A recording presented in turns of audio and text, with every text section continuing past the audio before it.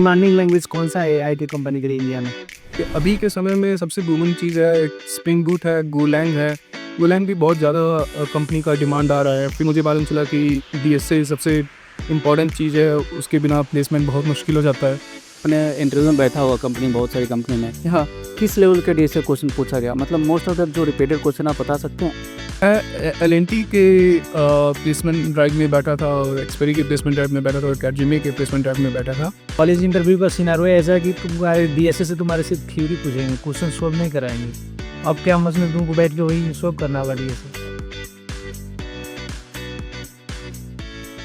Hello guys, welcome to our channel. I am Vikas and myself Dheeraj Kesari. हमारे साथ एक special guest है जो हमारे साथ ही ग्रेजुएट हुए हैं और इनका प्लेसमेंट कॉलेज से ही लगा। अपना इंट्रोडक्शन दे कुछ से। Hello guys, I am Harsh Jaiswal. So I study from gene university, और मेरा प्लेसमेंट कॉलेज से हुआ था एक्सपेरी में। और उसके बाद 1 साल मैंने उधर काम किया। 6 महीने का इंटर्नशिप था और 6 महीने का कॉन्ट्रैक्ट रोल। उसके बाद मैं एक्सोटल में शिफ्ट हो गया, तो अभी मैं एक्सोटल में काम कर रहा हूँ। ठीक है, तो अपना प्रिपरेशन के बारे में कुछ बता सकते हैं? कैसे स्टार्ट किया आपने फर्स्ट ईयर से, फिर सेकेंड ईयर, फिर third year and fourth year, और प्लेसमेंट जब कंपनी आने लगी तो उस टाइम माहौल क्या था, कैसा था आप लोग के पास, मतलब कॉलेज में सराउंडिंग? हाँ, तो फर्स्ट ईयर तो बस एक्सप्लोर करते हुए ही निकल गया। वैसे भी मैं 2021 में स्टार्ट किया था, तो थोड़ा कोरोना का टाइम था, तो हम लोगों का कॉलेज लेट में शुरू हुआ था। तो फर्स्ट ईयर तो कॉलेज देखने समझने में, उसी में ही बहुत जल्दी फर्स्ट ईयर ख़त्म हो गया, मालूम ही नहीं चला। उसके बाद मैं सेकेंड ईयर से थोड़ा डीएसए की तरफ शिफ्ट हुआ, तो मैं सेकेंड ईयर में ही डीएसए स्टार्ट किया। बट फिर उसके बाद मैं फिर स्विच कर लिया डेवलपमेंट में। फिर मैंने मोबाइल डेवलपमेंट एक्सप्लोर किया, फिर वेब डेवलपमेंट एक्सप्लोर किया। फिर उसके बाद जब मैं देखा, फिर उसके बाद मैं भी और देखता था कि प्लेसमेंट कैसे और अच्छा लग सकता है। तो मुझे मालूम चला कि डीएसए सबसे इम्पॉर्टेंट चीज़ है, उसके बिना प्लेसमेंट बहुत मुश्किल हो जाता है। तो मैं वापस ये सब छोड़ के वापस मैं डीएसए पे आया। तो मतलब मेरा स्विच पूरा जर्नी में मेरा पूरा स्विच ही होता रहा, पहले कभी डेवलपमेंट, कभी डीएसए, कभी डेवलपमेंट, इस तरीके से मेरा चलता रहा। एक और क्वेश्चन, लाइक अपने इंटरव्यू में बैठा हुआ कंपनी, बहुत सारी कंपनी में हाँ किस लेवल के डीएसए क्वेश्चन पूछा गया, मतलब मोस्ट ऑफ द जो रिपीटेड क्वेश्चन आप बता सकते हैं? हाँ, तो मैं एल&टी के प्लेसमेंट ड्राइव में बैठा था, और एक्सपेरी के प्लेसमेंट ड्राइव में बैठा था, और कैडजिमी के प्लेसमेंट ड्राइव में बैठा था। तो मैं बोलूँगा वो लोग लीनियर डेटा स्ट्रक्चर ही ज़्यादा तक पूछते हैं। और मतलब लीनियर में भी आपका या तो लिंक लिस्ट रहेगा, या तो फिर स्ट्रिंग के बेसिस पे थोड़ा रिवर्सल वगैरह या सब स्ट्रिंग वगैरह निकालना होगा। मतलब हार्ड नहीं होता है। अगर आप वैसे आप कंपनी का मतलब ग्लासडोर, एम्बिशन बॉक्स, इन सब में भी आप जाके देख सकते हैं कि मतलब कंपनी नॉर्मली कैसा क्वेश्चंस पूछती है। जैसे कि आप अभी सुने हर्ष भाई बताया कि DSA is very important for the college placement and all. तो हर्ष भाई, तो ये बता दो कि कॉलेज का जो प्लेसमेंट था तुम्हारा शुरू का पैकेज कितना था?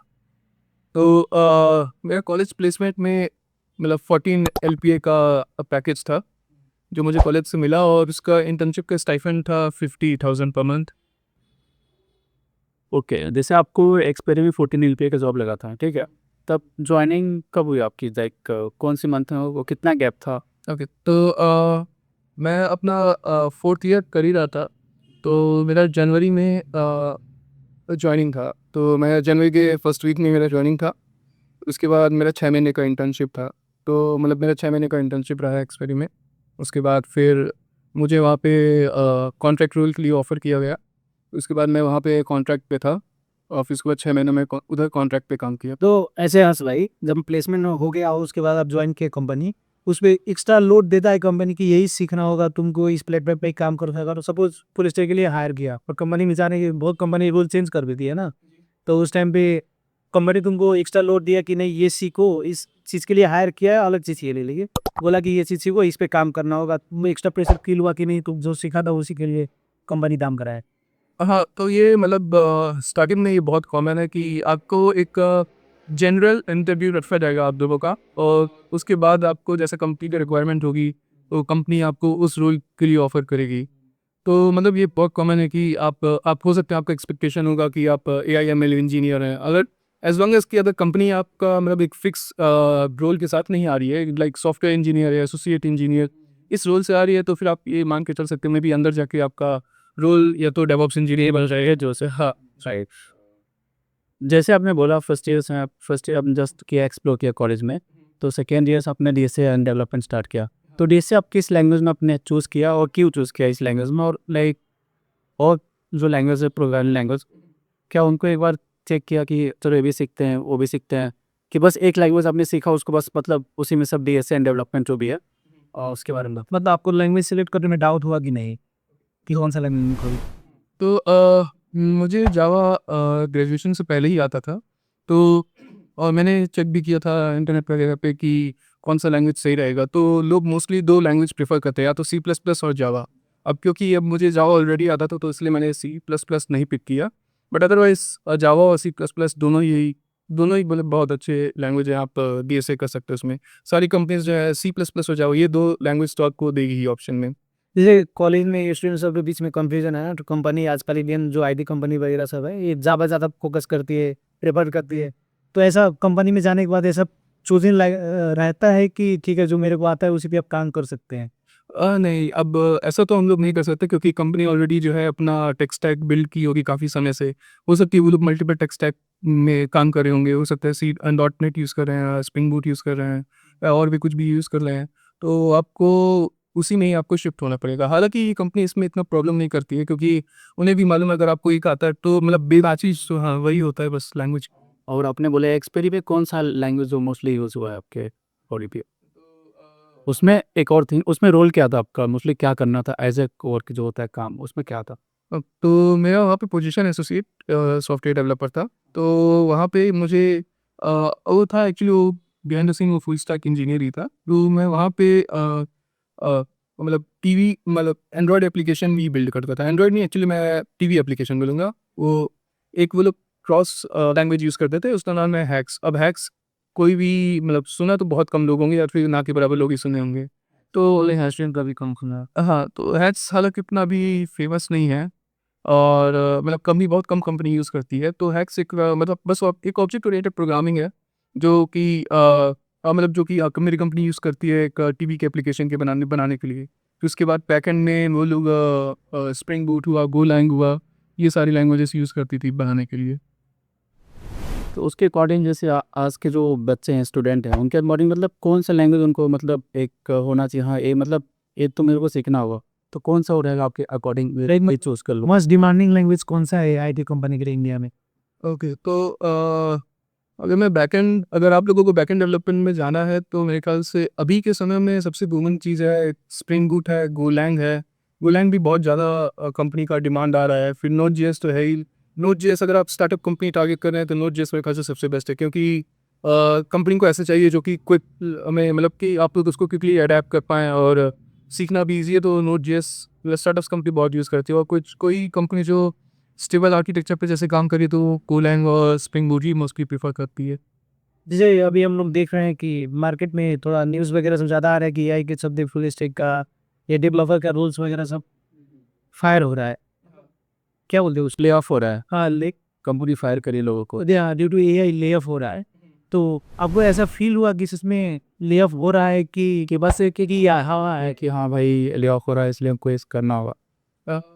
ले ऑफ तो हो रही है अच्छा खासा मतलब ले ऑफ हो रही है। पहले जहाँ एक प्रोजेक्ट के पीछे अगर 50 लोग या 100 लोग होंगे तो अब वो बहुत श्रिंक हो चुका है। अब 20-30 लोग में वही सारे काम हो जा रहे हैं क्योंकि अब एआई के आने के बाद स्कोप एक पर्सन का स्कोप भी बढ़ गया है कि अब वो ये भी काम करेगा वो भी काम करेगा। तो जूनियर्स एंट्री लेवल पे थोड़ा मुश्किल हो जाता है क्योंकि एआई जो जैसे एंट्री लेवल पे क्या होता है कि मतलब जूनियर्स से बेसिक चीज़ ही करवाते हैं जैसे एपीआई वगैरह बनवाना या फिर डेटाबेस से कहीं कोई करवाना।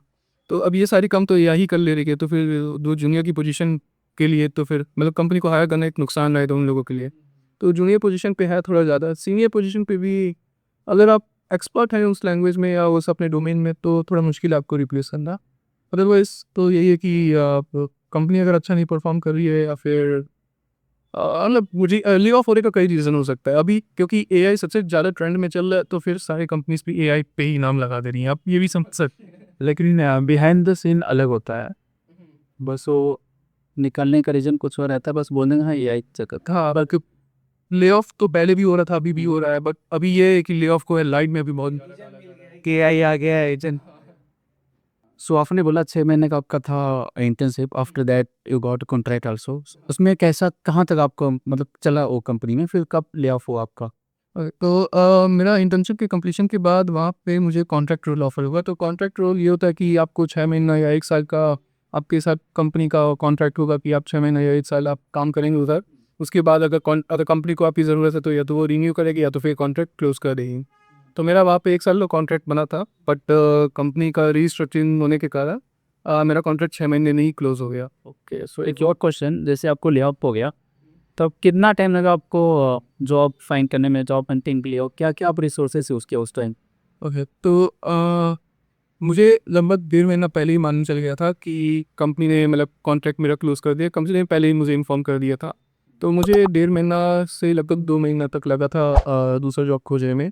अब क्योंकि 6 महीने का एक्सपीरियंस था और तब तक 2026 आ गया था, तो नया रोल जो है वो मतलब मेरे जूनियर्स के लिए ओपन होने लगा। 0 ईयर के एक्सपीरियंस के लिए बहुत कम फिर ओपन होने लगा पोजीशन। तो जैसे कॉलेज में एज ए कॉलेज के जो फ्रेशर स्टूडेंट हैं, इन लोगों के बीच में एक कॉन्सेप्ट बना है ना कि ऑफ कैंपस में प्लेसमेंट लेना बहुत टफ है, कॉलेज से ले लिया तो ठीक है, नहीं तो बाहर बहुत ज़्यादा टफ है। तो आप ऑफ कैंपस ट्राई किया, जो अब आपका लेअप हुआ, तो कितना को हाथ फीक गया आप, कैसा है सिनारियो? हाँ, तो मैं तो यही बोलूँगा, अगर कॉलेज प्लेसमेंट पे आप एकदम सबसे पहला प्रायोरिटी आपका कॉलेज प्लेसमेंट होना चाहिए। क्योंकि कॉलेज जो है आपको डायरेक्ट एक इंटरव्यू का अपॉर्चुनिटी दे देता है। क्रैक करना ना क्रैक करना वो आपके ऊपर है। बट बाहर अगर आप जाएँगे तो बाहर आपको अपॉर्चुनिटी भी खोजना है और उसे क्रैक भी करना है, तो आपका डबल काम है। अगर आपको वही चीज़ कॉलेज जब आप प्रोवाइड ही कर रहा है तो सबसे पहला प्रायोरिटी आपका कॉलेज प्लेसमेंट ही होना चाहिए। एक और चीज़ गाइस, आई थिंक कॉलेज जो प्लेसमेंट होता है कॉलेज के थ्रू, वो बहुत सिंपल होता है और आसान होता है कंपेयर टू ऑफ कैंपस। क्योंकि कॉलेज में क्या रहता है, कंपनी आती हैं और इंटरव्यू के पास बहुत कम टाइम रहता है ना, पूरा जज करने के लिए, और बहुत सारे बच्चे रहते हैं। तो उसमें क्या रहता है कि जो most of the DSA question है, बेसिकली मतलब बेसिक सा क्वेश्चन पूछते हैं डीएसए का, जैसे रिवर्स स्ट्रिंग और पैलिंड्रोम चेक करने हैं, ये सब बेसिकली मतलब होता है। और आई थिंक जो आपका एक शॉर्टे में जब हुआ है इंटरव्यू जो हुआ है, इसमें आई थिंक क्वेश्चन क्या पूछा उन्होंने डीएसए के? तो मैं अभी वहाँ पे भी मैं बोलूँगा एक सिंपल ही क्वेश्चन था। तो वहाँ पे मुझे पैलिंड्रोम सब स्ट्रिंग फाइंड करने के लिए क्वेश्चन दिया गया था। फिर उसके बाद ये तो मेरा पहला राउंड था बीएससी का राउंड, और साथ ही में मतलब लाइक कंप्यूटर साइंस का लाइक बेसिक क्वेश्चन्स वगैरह था, जो कोर सब्जेक्ट्स हैं उसके रिलेटेड क्वेश्चंस थे। फिर उसके बाद सेकंड राउंड मेरा वहाँ पे हुआ था। वहाँ पे मेरा टोटल 3 राउंड हुआ था। तो पहला round BSc plus core concepts थे। दूसरा राउंड मेरा हायरिंग मैनेजर के साथ हुआ था। तो वहाँ पे मुझसे लाइक डीबीएमएस के इंडेक्सिंग के बारे में पूछा गया था। वहाँ पे बहुत डेप्थ में गए थे। लाइक वहाँ पे क्वेश्चंस था कि कौन सा एल्गोरिथम यूज़ होता है। तो फिर सुबह जब मैंने बी ट्री बोला तो फिर बी प्लस ट्री बोला, तो उन्होंने डिफरेंस पूछा बी और बी प्लस ट्री का। फिर उसके बाद क्यों बेटर है, क्या टाइम कॉम्प्लेक्सिटी है, क्या स्पेस कितना लेते हैं, और कोई दूसरा एल्गोरिथम है कि नहीं। मतलब डीबीएमएस के काफ़ी डेप्थ में गए थे। फिर उसके बाद माइक्रो सर्विसेज का भी अब तो थोड़ा जो है माइक्रो सर्विस भी स्टार्ट कर दिया जा रहा है फ्रेशर से ही पूछना। तो वरना तो पहले था कि आप माइक्रो सर्विस जो है सीनियर्स पोजीशन पे पूछा जा रहा था। अब धीरे धीरे इंक्लूड होते जा रहा है फ्रेशर में भी। जैसे बेसिकली ये है कि मतलब कॉलेज प्लेसमेंट लेने की आपके बेसिक नॉलेज है डी से और अपने डोमेन का, तो आप प्लेसमेंट ले सकते हैं। अब आगे रिज्यूमे शॉर्ट लिस्ट में ही टॉप है ना। हाँ, जैसे कि हम लोग देखा है कैंपस में भी बहुत सारे बच्चे हैं जिनको मतलब एक होता है ना, हाँ भाई इस बच्चे को आता है उसको नहीं आता, लेकिन हम लोग देखे हैं जिस बच्चे को आता है उसको नहीं होता है, और जिसको नहीं आता उसका मतलब हो जाता है ऐसे, बस इंटर्नशिप के मतलब इंटर्नशिप करती तो उसके बाद मतलब कॉलेज से प्लेसमेंट मिल जाएगा, तुम हायर कर ले, नॉर्मली बात है, बॉय क्यों निकाल देगा। हाँ, एक और चीज़ इंपॉर्टेंट है कि आपके कॉलेज ऐसा चूज करो मतलब बेसिक जो कंपनी मतलब कैंपस प्लेसमेंट कंपनी आ रही है, मतलब कैंपस टाइप। तो बेसिकली कैंपस का जो प्लेसमेंट टीम है ना, वो स्ट्रांग होना चाहिए, ऐसा कॉलेज चूज करना। हाँ, मतलब ऐसा नहीं कि ऐसा चूज़ किया कहाँ कंपनी नहीं आती है आप चूज़ कर लिए बस, रैंकिंग उसका अच्छा है, मतलब रैंकिंग मैटर करता है, पर ये भी मैटर करता है कि क्या मतलब सच में उसमें कंपनी आती है कि नहीं बच्चों को लेने के लिए। लेकिन यहाँ पर भी बहुत सारे कॉलेज हैं, मेरे फ्रेंड सब हैं, अच्छे अच्छे फ्रेंड हैं, पर बट क्या कि मतलब कंपनी आ ही नहीं रही उनके कैंपस में, और कैंपस का रैंकिंग अच्छा है, सब अच्छा है, लेकिन फिर भी उनके पास उतना पावर नहीं कि कंपनी को ला सके। कॉलेज का जो प्लेसमेंट सेल होता है उसमें पावर होना हो। हाँ, सो एक और क्वेश्चन जैसे कि है डीएसए एंड डेवलपमेंट, तो आई थिंक बच्चे को किस पे ज़्यादा फोकस करना चाहिए, मतलब अगर 5 लाख की कंपनी है, 5 to 10 लाख का, फिर कंटेंस अबो, फिर से 20 अबो, इसके अकॉर्डिंग डीएसए और डेवलपमेंट का कुछ बता सकते हो पोर्शन कितना चाहिए कितना नहीं चाहिए अपने कैंपस के अकॉर्डिंग, ठीक है? क्योंकि हम लोग अभी तक कैंपस में बैठे हैं और हमें पता है प्रॉपर फिगर है कि हाँ कितना क्वेश्चन पूछती हैं और कितना हार्ड पूछती हैं। ये तो प्रॉपर आइडिया। आपको तो कॉलेज प्लेसमेंट भी हुआ और आप कैंपस भी लिए हैं, तो आपको तो बेटर एक्सपीरियंस होगा। आप कैसे फील किए हो बस? हाँ, तो अगर आप मतलब कॉलेज में टारगेट कर रहे हैं लाइक 5 to 10 के रेंज में, तो वहाँ पे डीएसए आपसे लीनियर ही पूछा नहीं रहेगा, डाटा स्ट्रक्चर पे क्वेश्चन पूछा जाएगा और वो सिंपल नहीं रहेगा। और आपका कोर नॉलेज पूछा जाएगा, कोर सब्जेक्ट के नॉलेज पूछा जाएगा लाइक ओएस और डीबीएमएस पे। और अगर आप लाइक 10 to 15 या 10 to 20 अगर आप रेट टारगेट कर रहे हैं, तो उसमें डीएसए और बढ़ा दिया जाता है, क्योंकि कोर कॉन्सेप्ट्स तो एक फ्रेशर्स उतना ही एक्सपेक्ट किया जाएगा जितना लाइक 5 to 10 में होगा। अब थोड़ा बहुत और अब तुम लाइक माइक्रो सर्विसेज के बारे में भी स्टार्ट कर दिए हैं पूछना। और अगर आप लाइक 20+ या फिर वैसा कुछ आप टारगेट कर रहे हैं लाइक अमेजोन या उस टाइप का अच्छी कंपनी, तो वहाँ पे आपका तो 2 या 3 राउंड ही डेटा स्ट्रक्चर पे ही हो जाता है। तो उसमें आपको डेटा स्ट्रक्चर का नॉलेज काफ़ी ज़्यादा होना चाहिए। तो ऑफिस के बाद आपको उसके बाद उसमें भी मेरे ख्याल से कोर कॉन्सेप्ट्स उतने ही रहते हैं जितने आपका नॉर्मली पूछा जाता है, लेकिन उधर डेटा स्ट्रक्चर का नॉलेज ज़्यादा टेस्ट होता है। कॉलेज इंटरव्यू का सिनारो ऐसा है कि तुम्हारे डीएसए से तुम्हारे सिर्फ थ्योरी पूछेंगे, क्वेश्चन सोल्व नहीं कराएंगे। अब कैंपस में दो को बैठ के वही सोल्व करना होगा डीएसए। और ये भी होता है कि समटाइम आपको कोड मिल जाएगा, आपको बस पेपर पे उसका लॉजिक लिख के दिखाना होता है इंटरव्यू पे, उतना वो को बैठा के पूछेगा नहीं।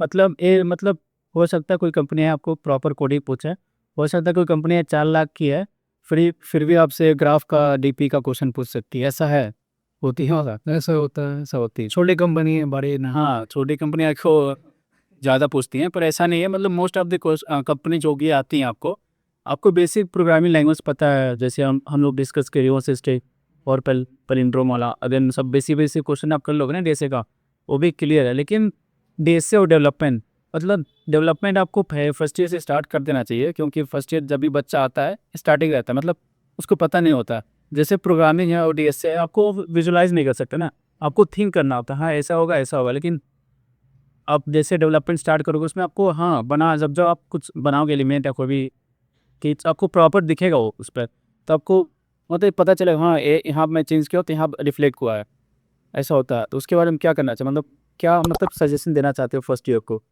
अगर डेवलपमेंट और डीएसए, यूजुअली इसको देखा जाता है डेवलपमेंट या डीएसए, बट मैं बोलूँगा इसको डेवलपमेंट और डीएसए साथ में करना चाहिए, क्योंकि अगर आपको सिर्फ डीएसए आता है तो आप हो सकता है पहला दूसरा राउंड क्लियर कर लें, अगर वो सिर्फ डीएसए पे है, लेकिन हो सकता है तीसरा राउंड में आप रिजेक्ट हो जाए। हालांकि है तो वो भी रिजेक्शन ही, आपको अभी तक ऑफर मिला नहीं।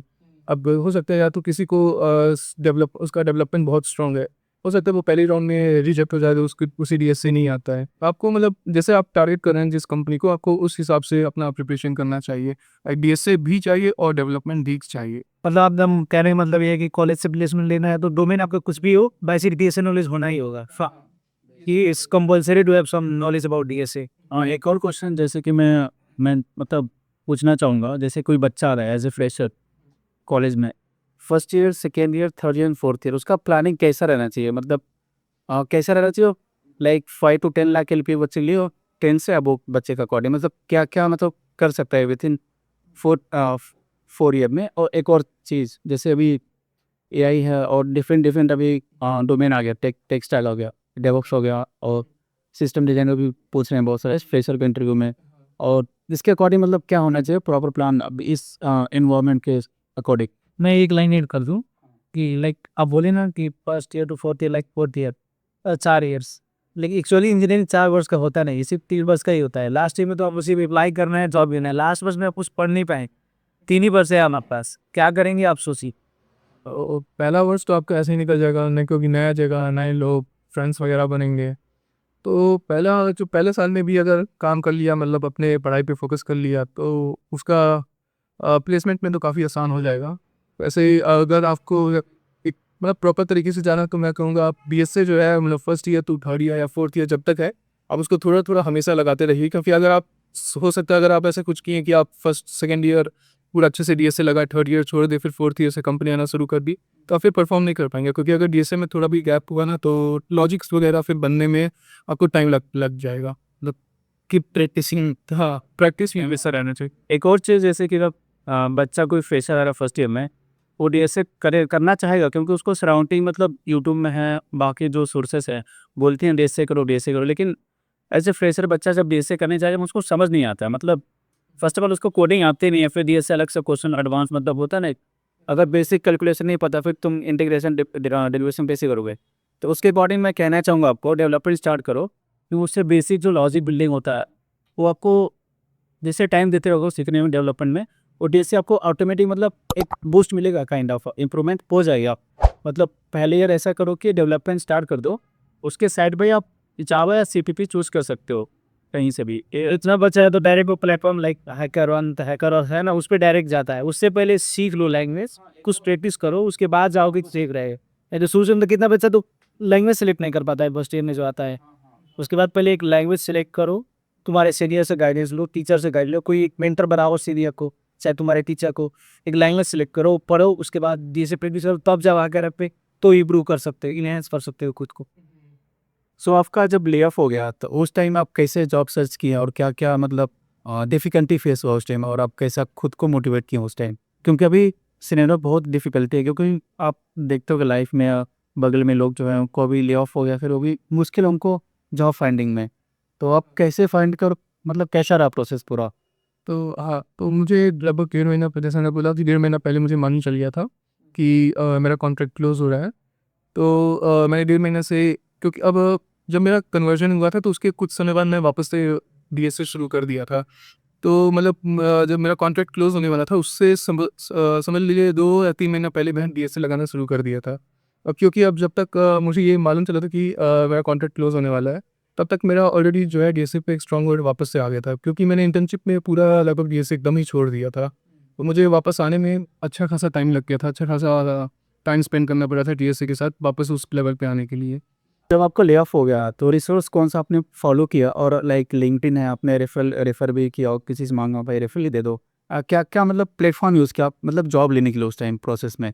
जो आपने पहले आपको पता चल गया था कि हाँ ले ऑफ होने वाला है, तो क्या था माइंडसेट जॉब लेने के लिए? तो जब मुझे मालूम चला कि मेरा जब कॉन्ट्रैक्ट क्लोज़ होने वाला है, तो मैंने तुरंत अप्लाई करना शुरू कर दिया था, क्योंकि हो सकता है may be most of the लोग वेट करें कि पहले एक बार वापस उस लेवल पे आ रहे जैसा प्रिपरेशन था, उसके बाद अप्लाई करना शुरू करें। बट ये भी ध्यान देना पड़ेगा कि आप जब तक अप्लाई कर रहे हैं, कंपनी को भी टाइम लगेगा आप तक रीच आउट करने में। तो हो सकता है कि आप काफ़ी लेट हो जाएँगे, क्योंकि आप कभी भी 100% प्रिपेयर नहीं रहेंगे। और तो इसलिए मैंने मेरा जब जैसे ही मुझे मालूम चला उसके बाद मैं तुरंत अप्लाई करना शुरू कर दिया, और पैरेलली प्रिपरेशन भी कर रहा था। और अप्लाई करने के लिए मैं सबसे ज़्यादा लिंक्डइन यूज़ किया था, लिंक्डइन और नौकरी। तो मैंने लिंक्डइन पे मतलब सर्च किया, जो भी फ्रेशर्स के लिए ओपनिंग था, या तो फिर वो 10 to 1 ईयर की एक्सपीरियंस वालों के लिए ओपनिंग था। मैं वहाँ से लिंक्डइन पे सर्च करता था, उनके करियर साइट पे जाता था। मैं जब देखता था कि उनका करियर साइट का जॉब डिस्क्रिप्शन मेरे एक्सपर्टीज़ से मैच कर रहा है, तो मैं उस कंपनी के लोगों को रीच आउट करता था लिंक्डइन के थ्रू। तो मतलब ये बहुत एक टायरिंग प्रोसेस है और बहुत ही मोनोटोनस प्रोसेस है। आपको हमेशा 2 या 3 आपको ओपनिंग देखना है जो आपकी एकदम परफेक्ट मैच कर रही है। उससे रिलेटेड जो है आपको मतलब उस कंपनी के लोगों को आपको रीच आउट करना पड़ेगा। हर एक कंपनी का एटलीस्ट आप मान के चलिए तो उससे 15 लोगों को आप कनेक्शन भेजेंगे। उसमें से मैं 10 से 15 नहीं, मैं बोलूँगा आपको 15 से 20 लोगों को कनेक्शन आप भेजेंगे। उसमें से 10 से 15 लोग एक्सेप्ट करेंगे, फिर उसके बाद आप सबको मैसेज करेंगे। उसमें से 1 या 2 आपका रिप्लाई आ जाएगा, उसमें से 1 लोग आपको रेफ़र करेगा। तो आपको ये प्रोसेस लगभग आप अगर जो भी आप अच्छी कंपनी देख रहे हैं, आपकी टारगेट कंपनी है, तो आप उसमें रेफ़रल के थ्रू ही जाइए। अगर आपको लग रहा है कि इसका जॉब डिस्क्रिप्शन ओकिश टाइप है कि हाँ ठीक है मेरी है, तो मैं वहाँ पे भी कर लूँगा, तो आप उसके लिए डायरेक्ट अप्लाई कर लीजिए। तो आपको ये बहुत कंसिस्टेंट रहना पड़ेगा अप्लाई के लिए, रेफ़रल लेने के लिए, क्योंकि रेफ़रल के साथ चांस बहुत ज़्यादा बढ़ जाता है। तो एज़ पर माई एक्सपीरियंस जब मेरा भी कंपनी मैं छोड़ा था, तो नौकरी और लिंक्डइन से ही अप्लाई किया था। तो मेरे लिए तो नौकरी लास्ट में जॉब लेने का एक ज़रिया बन गया। फॉर मी नौकरी is the best, for freshers के लिए जिसके पास एक्सपीरियंस नहीं है, अब ये अप्लाई किया है ऑन कैंपस, उसके लिए तो नौकरी मेरे हिसाब से सबसे बस बेस्ट। उसमें नौकरी में एक इशू क्या रहता है ना, एक जॉब के लिए एप्लीकेट बहुत सारे रहते हैं। तो अब कॉम्पिटिशन तो है, ऑफ कैंपस में तो कॉम्पिटिशन बहुत बहुत सारा रहेगा, वही बोलना था मैं वो भी, कि ऑन कैंपस अगर कंपनी आ रही है कॉलेज में तो आसान है कंपेयर टू ऑफ कैंपस, तो ले सकते हैं बेसिक प्रिपरेशन के साथ। क्योंकि अगर आप फ्रेशर है, ऑफ कैंपस ट्राई कर रहे हैं और आपको एक्सपीरियंस नहीं है, तो मिनिमम आपके पास 3 इयर्स एक्सपीरियंस होना ही होगा। क्योंकि मेरा एक दोस्त है, वो याद है ना विकास तुमको, जिसका रूममेट था, उसके 1.5 ईयर्स का एक्सपीरियंस है, उसका ले ऑफ हो गया है। दूसरे कंपनी में ट्राई कर रहा है, तो कंपनी मिनिमम 3 ईयर एक्सपीरियंस खोज रही है। 1.5 ईयर्स का एक्सपीरियंस लोग काउंट ही नहीं कर रहे हैं, क्योंकि 6 मंथ तो इंटर्नशिप में ही जाता है, 1 वर्ष में क्या ही सीखोगे बोल के ऐसा। मिनिमम 3 इयर्स एक्सपीरियंस तुमको होना ही होगा। ऑफ कैंपस ट्राई कर रहे हो, कंपटीशन टफ है, अगर आप जॉब स्विच करना चाह रहे हो तो मिनिमम 3 इयर्स एक्सपीरियंस होना ही होगा आपको। गाइस हम लोग कंक्लूजन में आ गए हैं। लास्ट क्वेश्चन हम लोग हर्ष भाई से करेंगे कि आप जूनियर्स को क्या सजेस्ट करना चाहेंगे? प्रिपरेशन कैसा था आपका? जर्नी स्टार्ट कैसे हुआ? लेअप कैसे हुआ? कॉन्ट्रैक्ट में कैसा काम किए? कंपनी में काम करने में कितना टफ था? डीएसए कितना इंपॉर्टेंट है? एक बार और कुछ इसी तरीके से अपना सारे जैसे तो मैं यही बोलूँगा कि आप स्टार्टिंग में आप अलग-अलग टेक्नोलॉजी एक्सप्लोर करिए। हो सकता है आपको उसमें से कोई एक में ज़्यादा इंटरेस्ट आ जाए और आप उसमें कुछ ज़्यादा ही अच्छा परफ़ॉर्म करें।